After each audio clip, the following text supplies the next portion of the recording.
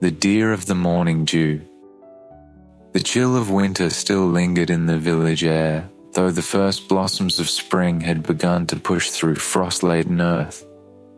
The tavern was dim, its hearth crackling with a fire that seemed to struggle against the shadows. Among the murmuring patrons, Sir Corwin sat apart, his weathered hands wrapped around a tankard of ale he barely sipped. He was a man of silences. Silence in his gaze, silence in his steps, and silence in the heavy weight of the stories he never told. It was the villagers' voices that broke the stillness that clung to him. The rumours slithered from their lips like the smoke from the fire, curling through the room and settling on Corwin's ears. They spoke of a deer, radiant and unearthly, glimpsed in the woods just beyond the river's bend. Its antlers, they claimed, caught the morning light like fragments of the moon, and its hooves left behind trails of dew that shimmered even beneath the sun's unyielding gaze. The deer had become a legend overnight, though none who whispered its tale had seen it themselves. Farmers spoke of trails of flowers sprouting in its wake, while hunters, their voices rough with disbelief, cursed their trembling bows when it appeared before them. But it was the final part of the tale, the most sacred, the most dangerous, that quickened the pulse of all who heard it. Follow the deer, they said, and it would lead you to a grove where the air itself was said to hum with ancient power. Those who reached it could make a wish, one wish, and have it fulfilled, no matter how impossible or forbidden. But the grove was no place for mortals, and the deer's trail was not to be followed lightly. Corwin's gaze, sharp and unyielding, as the blade at his side lifted at these words. The villagers mistook his interest for disbelief, their laughter echoing faintly in the room. "A tale for children, Sir Knight," said a grizzled man near the fire, his face half lit in flickering orange. "You'll find no sacred grove in those woods, only the bones of fools who sought it." Corwin said nothing. He rose, his heavy boots carrying him out of the tavern without so much as a farewell. Outside, the dawn pressed against the horizon, its light brushing the world with a pale gold hue. He looked to the woods beyond the village, his breath misting in the cold air, and for the first time in many seasons, his chest tightened with something akin to hope. The villagers spoke true about one thing: wishes were for fools. But Corwin had no illusions of magic or miracles. He sought not riches nor glory, but something simpler, quieter, a promise kept. Long ago he had vowed to a woman whose face he could no longer summon, whose name had become a whisper, lost in time. All that remained was the hollow weight of his oath, to mend what was broken, to undo what could never truly be undone. If the deer was real, if the grove was more than myth, it would be worth the risk. And if it was not, the forest would swallow him as it had swallowed so many others. That too was a kind of peace.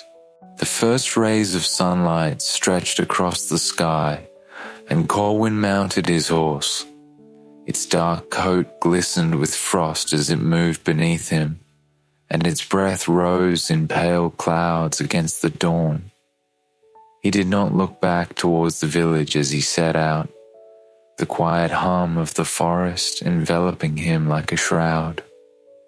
The trail began with whispers, the rustling of leaves, the distant cries of birds disturbed from their roosts. Corwin's sharp eyes scanned the horizon as the woods grew denser, the light filtering through the trees in pale shards. Each step of his horse felt heavier, as if the earth itself resisted his passage. And then he heard it, a sound so soft it might have been imagined, the faint echo of hooves brushing against the ground.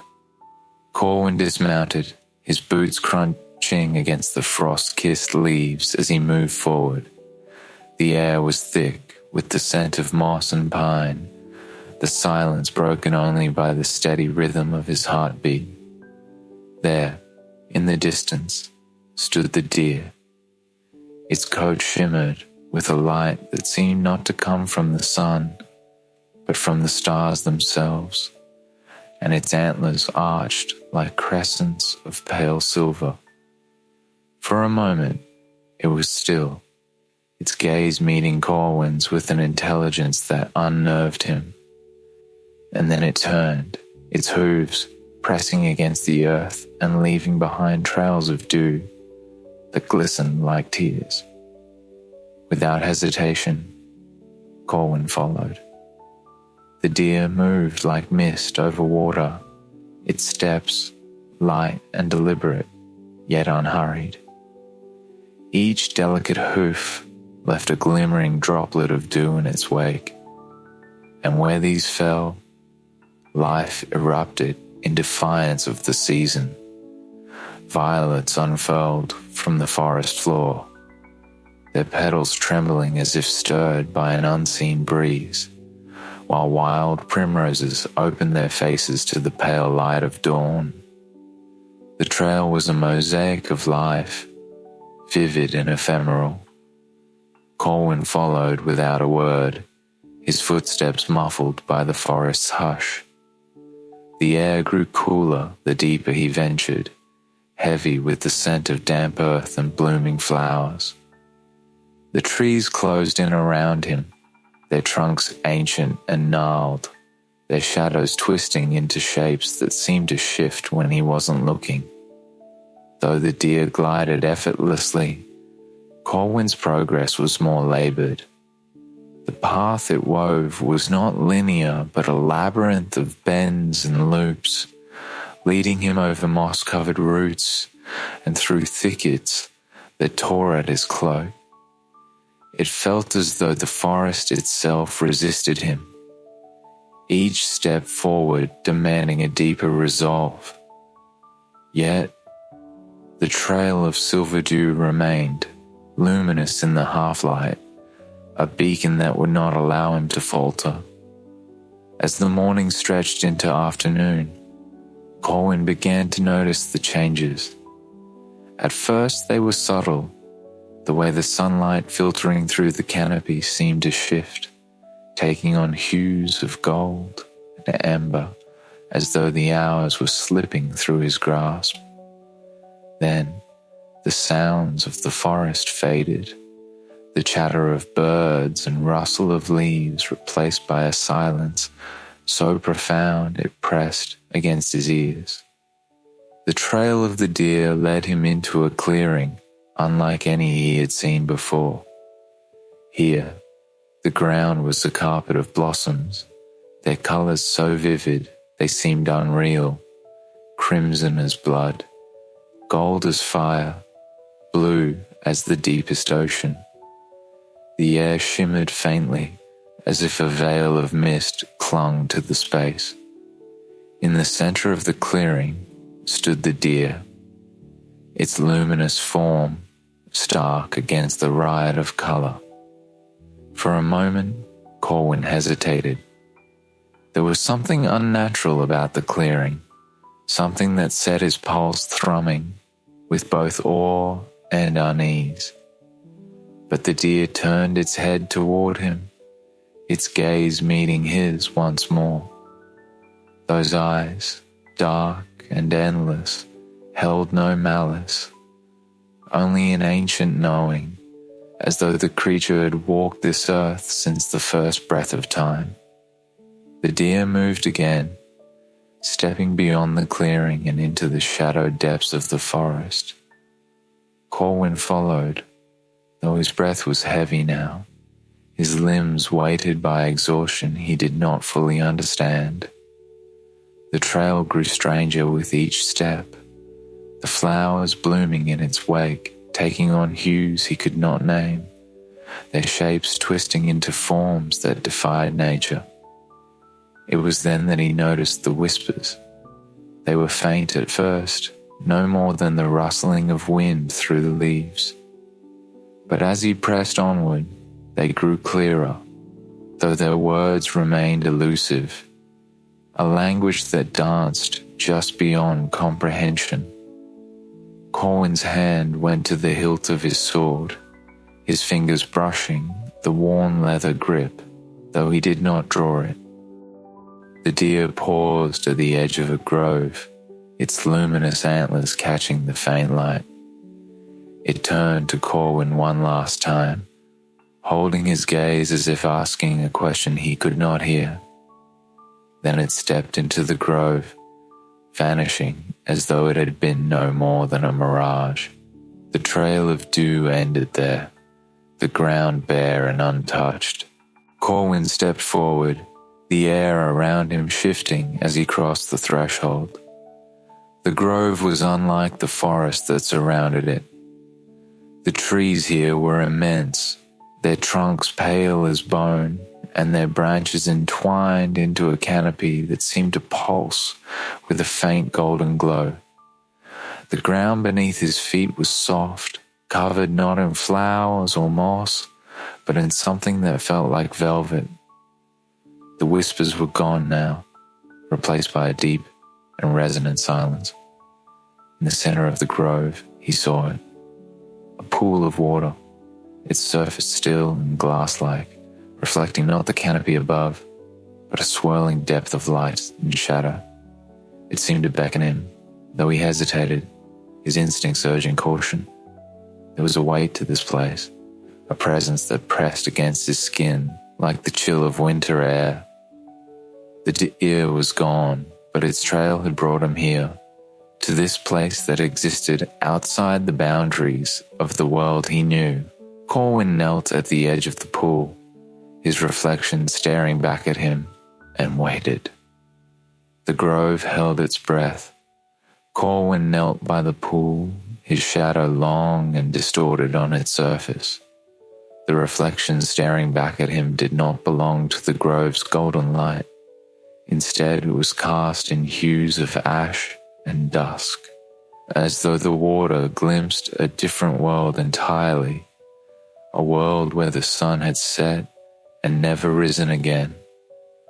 The longer he gazed, the more the reflection shifted, shadows rippling like ink spilled across a mirror. Then came the voice, deep and resonant, filling the grove without a source. It did not echo, it simply was, as if the earth, the trees, and the very air had spoken as one. Why have you come, night of silence? The words seemed to bypass Corwin's ears, settling instead in his chest, where they vibrated like the toll of a distant bell. He bowed his head, his fingers brushing the velvet soft earth. For a moment, he did not speak, unsure whether his voice would even carry in this place. To mend what was broken, he said at last. His voice sounded small, almost childlike, against the vastness of the grove. The voice did not answer immediately. The silence that followed was thick and impenetrable, stretching into an eternity that made Corwin's breath quicken. Then, a soft ripple stirred the pool before him, and the shadows within it began to rise. From the surface of the water emerged a figure cloaked in mist, its form indistinct and ever-shifting. It bore no face, yet Corwin felt its gaze pierce him, cold and relentless. The mist that wrapped around it shimmered faintly, catching the golden light of the grove and fracturing it into 1,000 fleeting prisms. You seek to alter the immutable, the figure said, its voice carrying the weight of eons. Such gifts are not given freely. Corwin rose to his feet, his hand instinctively moving to the hilt of his sword. But the figure made no move to threaten him. Instead, it extended one long, shadowed hand toward him, palm up, as though offering a bargain. "Why?" the figure asked. "Why do you believe you deserve to unmake what has been made?" The question was not an accusation, but an invitation, one that made Corwin's pulse quicken. He struggled for an answer, his thoughts a tangled web of grief and resolve. At last, he spoke, his voice steady, despite the weight of the moment. "I gave my word," he said, "and I failed. If there is a way to undo that failure, I will take it, no matter the cost." The figure tilted its head slightly, the mist around it swirling in restless patterns. "You would wager your soul for the sake of a promise. Admirable, but foolish." It paused, the air in the grove growing colder, sharper. The grove does not grant wishes, it tests them. If you would have your desire, you must prove it is worthy. Corwin tightened his grip on the hilt of his sword, though he did not draw it. "Name the test," he said, his voice unwavering. The figure's outstretched hand twisted, the mist curling around its fingers like smoke. "You will follow the deer again," it said. "Find it before the sun sets, and you shall have what you seek. But know this, the trail will lead you not through the forest, but through the labyrinth of your heart. You will face the weight of your choices, the shadows of your failures. And if you falter, the grove will take from you that which you hold most dear." The last words struck Corwin like a blow, though he did not flinch. He knew the price was steep, but it was no more than he deserved. Slowly, he nodded. The figure gestured towards the edge of the grove, where the trees parted to reveal a path that shimmered faintly in the golden light. "Go," it said, its voice softer now, almost a whisper. "The deer awaits. And remember, Knight, the trail will not lead you forward, it will lead you within." As Corwin stepped onto the path, the grove seemed to recede behind him, its golden light fading into the dim twilight of the forest. The whispers returned, low and insistent, their words still just beyond his grasp. The trail of silver dew reappeared, glistening in the gloom like a promise made under a false moon. He tightened his cloak around his shoulders and pressed on, each step carrying him deeper into a place where time and reality bent like the boughs of ancient trees. The forest shifted with every step, a living, breathing labyrinth. Corwin followed the trail of silver dew as it wound deeper into the shadows, his breaths shallow in the thickening air. The path, once adorned with blooms, grew sparse and twisted, the flowers replaced by thorny vines that seemed to watch him with unseen eyes. It was not long before the whispers began again.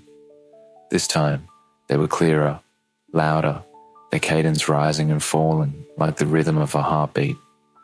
Corwin pressed forward, but with each step, the forest unraveled around him. The familiar shapes of trees melted into warped silhouettes, their branches clawing at the sky. The ground beneath his feet grew uneven, shifting between earth and something far less solid, less real. The trail led him to a clearing, and Corwin froze. Before him stretched a battlefield, its horizon littered with broken weapons and shattered armor. The air was thick with the scent of rust and earth, and the ground was stained a deep, unyielding red. At the center of the desolation stood a figure, a man clad in battered armor, his face hidden beneath a helmet etched with runes that glowed faintly in the dark. Corwin knew this place. He knew the man. The figure turned slowly, and though its face remained obscured, Corwin felt its gaze sear through him. It spoke without words, its presence a weight on his chest, its meaning clear. Here is where you failed. It was the battlefield of his past, a memory he had buried beneath years of silence. Corwin had led men into this fray, their trust in him unshaken. Yet he had faltered. His orders had come too late, his courage too fleeting. The lives lost here had been on his hands, their screams etched into his soul. "I know what I've done," Corwin said, his voice steady despite the turmoil rising within him. "I do not deny it." The figure did not respond, but stepped aside, revealing the trail once more. Corwin hesitated, the weight of the memory pressing against him, but he forced his legs to move. The whispers swirled around him, louder now, their words a relentless chant. You cannot change the past. He left the battlefield behind, though its echoes clung to him like a second shadow. The path led onward, the trees growing taller, their trunks like columns in an ancient cathedral. The air was colder here, the silence broken only by the sound of Corwin's boots on the frostbitten ground. The trail curved sharply, and he found himself before a crumbling tower. Its stones were blackened as though by fire, and its windows glowed faintly with an unnatural light. He ascended the spiral staircase within, the steps groaning beneath his weight. At the top, he entered a chamber where a single figure stood, a woman cloaked in shadow, her face obscured. Yet Corwin knew her too. He knew her voice, though she did not speak. He knew the shape of her silhouette, though time had blurred its edges. This was the promise he had broken, the vow he had failed to keep. "I tried," he whispered, his voice cracking under the weight of his admission. "But I was not enough."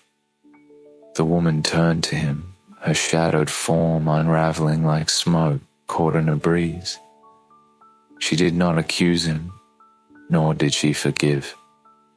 She simply was, a reminder of what he had lost, of the void he carried within him. The trail appeared again, cutting through the chamber like a thread of light.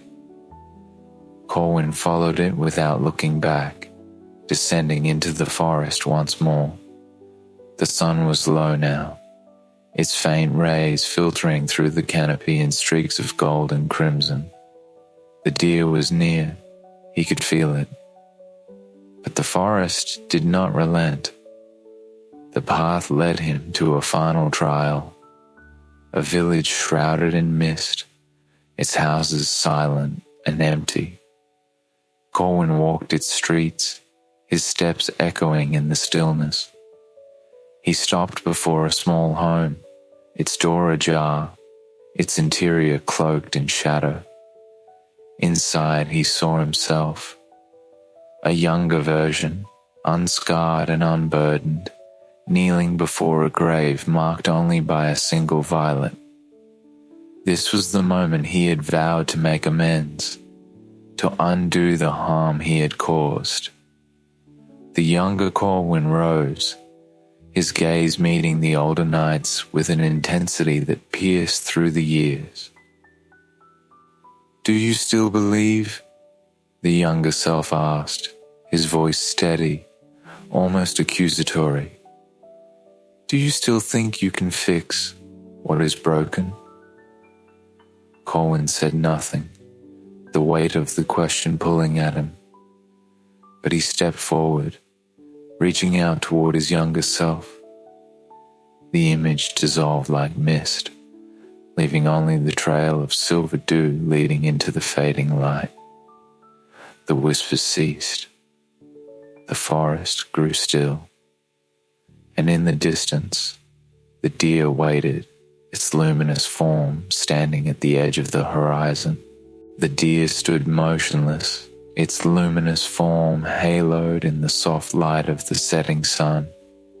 Its coat shimmered like frost beneath moonlight, and its antlers caught the fading rays, bending them into impossible patterns.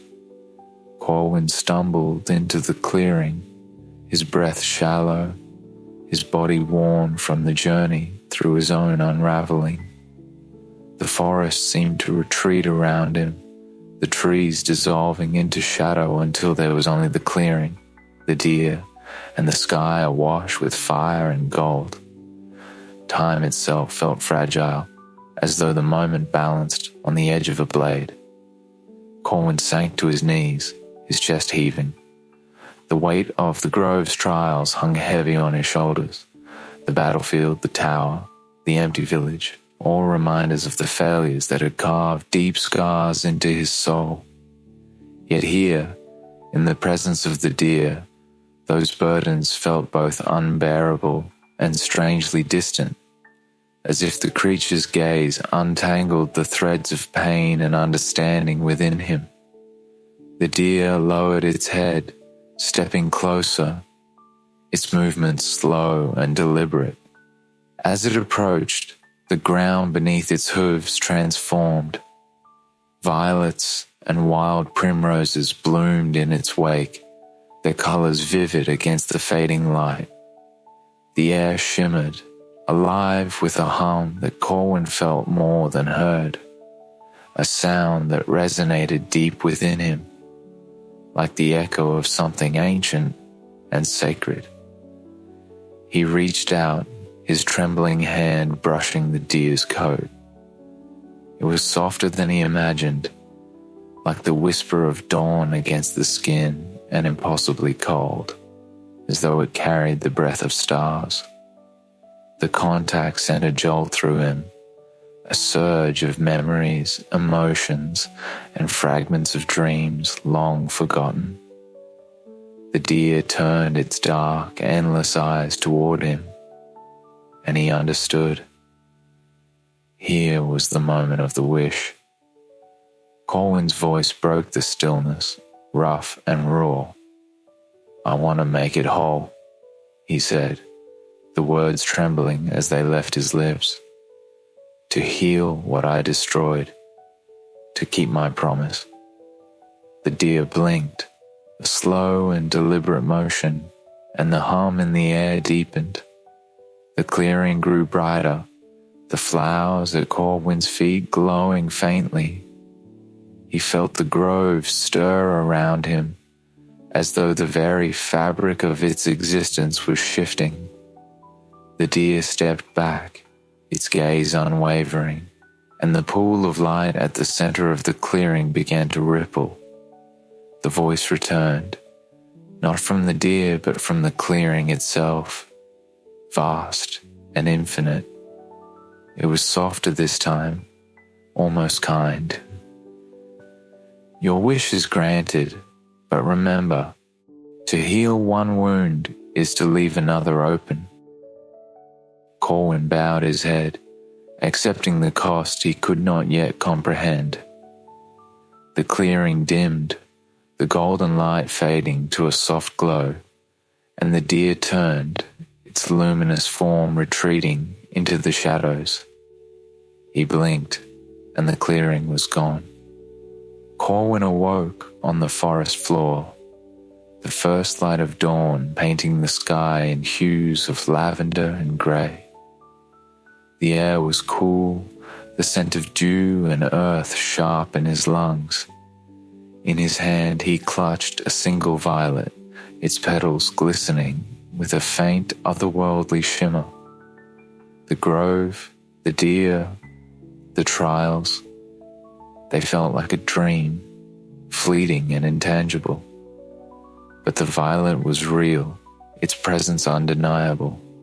He rose slowly, his body aching, but his mind strangely clear. The weight of his failures had not lifted. The memory still lingered, sharp and unrelenting.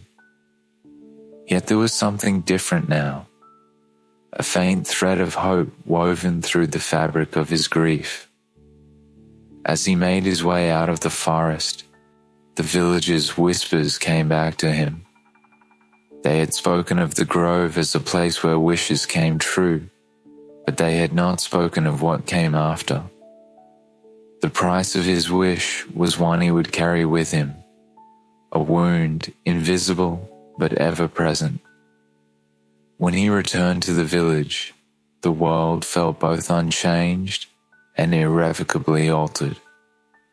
The sun rose as it always did, casting its warm light over the fields and rooftops. But in the spring, when the violets bloomed where none had planted them, the villagers whispered anew. They spoke of a knight who had walked into the woods and returned changed. They spoke of a deer with antlers of silver and the eyes as deep as the night sky. Corwin never spoke of the grove again, nor of the wish he had made. He lived quietly, tending to the fields and the flowers, his silence no longer heavy, but resolute. And though the ghost of his promise no longer haunted him, he carried its memory like a scar, an unspoken reminder that even the truest desires carry a weight of their own.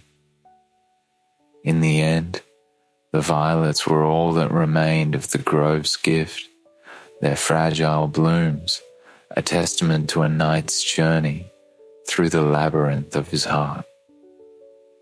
And when Corwin's time came, the villagers found him among the flowers, his hand resting on a single violet that shimmered faintly in the morning dew.